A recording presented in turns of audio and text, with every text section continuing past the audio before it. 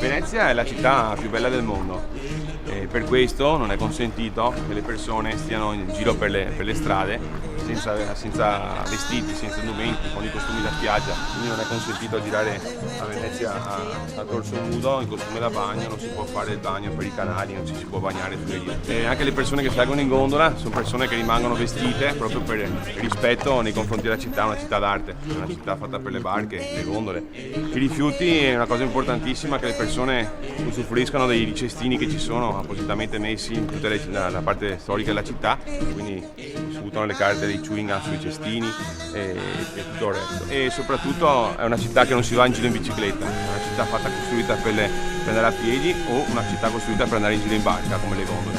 Una città molto tranquilla e romantica.